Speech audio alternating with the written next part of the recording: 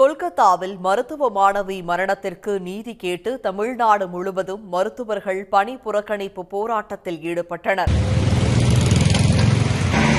என் பேர் ராஜேஷ்குமார். நான் சுப்ரீம் சிறப்பு மருத்துவமனை நிர்வாக இயக்குனர். இது படூர் ஓஎம்ஆரில் இருக்குது. நாங்கள் இன்றைக்கி ஒரு கண்டன ஆர்ப்பாட்டம்ன்றதோட ஒரு அமைதியான ஒரு ப்ரொடெஸ்ட் இங்கே நாங்கள் பண்ணிகிட்ருக்கோம். எங்கள் டாக்டர்ஸ் எல்லாருமே இங்கே இருக்காங்க.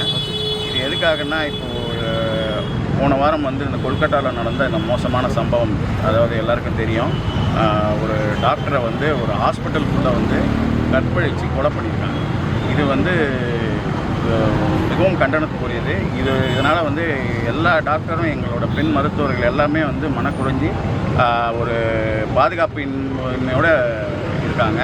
ஸோ இதுக்கு இந்திய அரசாங்கமும் இதுக்கு ஒரு தனி ஒரு லா கொண்டு இதுக்கு ஒரு ஸ்பெஷல் ஆக்ட் கொண்டு கண்டிப்பாக மருத்துவர் மேலே ஒரு வன்முறையை, இந்த மாதிரி எந்த ஒரு விதத்துலேயும் மருத்துவர் மேலே வன்முறையை தீர்னா அதுக்கு ஸ்பெஷல் லா கொண்டு அதுக்கு கடினமான சட்டத்தை கொண்டு அவங்களுக்கு தண்டனை கொடுக்கணும். அப்போ தான் இதுக்கெலாம் ஒரு தீர்வு கிடைக்கும். அதே மாதிரி இப்போது பிடித்த அந்த குற்றவாளிகள்லாம் உடனே தண்டித்து ரொம்ப காலதாமதம் பண்ணாமல் அவங்களுக்கு கடுமையான தண்டனை கொடுத்தா தான் இவங்களுக்கு எல்லாருக்குமே ஒரு ஆறுதலாகவும் ஒரு இதுவாக இருக்கும்ன்ற தாழ்மையோடு கேட்டேன்.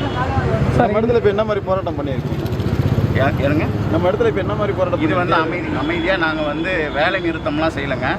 நாங்கள் எமர்ஜென்சி மட்டும் பார்க்குறோம். எமர்ஜென்சியும் நாங்கள் எமர்ஜென்சி சர்ஜரிஸ் மட்டும் பார்த்துட்ருக்கோம். மற்றபடி தள்ளி போடக்கூடிய சர்ஜரிஸு, ஜென்ரல் ஓபிலாம் மட்டும் நாங்கள் இப்போது நிறுத்தி வச்சுருக்கோம். இது ஆல் இண்டியா லெவலில் டாக்டர்ஸ் அசோசியேஷன் மூலிமா இது இன்றைக்கி ஸ்ட்ரைக் அறிவிச்சிருக்காங்க. அதுவும் சார்பாக ப்ளஸ் எங்களோட கண்டனத்தை தெரிவிக்கிறதுக்காக நாங்கள் இந்த ப்ரொடெஸ்ட் பண்ணுறோம். பேர் டாக்டர் ஷெரி. நான் ஆப்ஸ்டெட்ரிஷியன் அண்ட் கைனகாலஜிஸ்டாக இருக்கேன். ஸோ எங்களோட ப்ரொஃபஷன் பார்த்தீங்கன்னா இந்த டைமுக்கு தான் நாங்கள் வேலை பண்ண முடியும், இந்த டைமுக்கு தான் நாங்கள் வேலை பண்ண முடியும்னு எங்களால் செலக்ட் பண்ண முடியாது. நாங்கள் எமர்ஜென்சி சர்வீசஸ், எந்த நேரம் யாருக்கு பிரசவ வலி வந்தாலும் நாங்கள் உடனே ஹாஸ்பிட்டலுக்கு வரணும். இப்போ எங்களுக்கு நைட் டைம்லேயே லேபர் பெயின் வருதுன்னா நாங்கள் கண்டிப்பாக தான் ஆகணும். 2 மணி 3 மணி எப்போ வரனாலும் நாங்கள் தான் ஆகணும். இந்த மாதிரி ஒரு சுச்சுவேஷன் இருந்துச்சுன்னா எங்கள் வீட்டில் உள்ளவங்களும் ஆப்வியஸ்லி எங்களை அனுப்ப பயப்படுவாங்க. ப்ளஸ் எங்களுக்குமே ஒரு பயம் இருக்கும், எப்படி நம்ம போகிற இடத்துல சேஃபாக இருக்கும் அப்படின்னு. இன்னைக்கு if the criminals are not punished அப்படின்னா இதுவே இன்னொரு 10 பேருக்கு தூண்டுதலாக இருக்கும். ஓகே, என்ன வேணால் டாக்டர்ஸை பண்ணிக்கலாம், யார் கேள்வி கேட்க போகிறா அப்படின்ட்டுன்னு. ஸோ இப்போ நம்ம வர்ற வழி, ஹாஸ்பிட்டல், எந்த இடத்துலையும் வர்ற வழியில் anybody can attack us. Hospitals any attenders can attack us. So we definitely need some kind of safety and some kind of protection.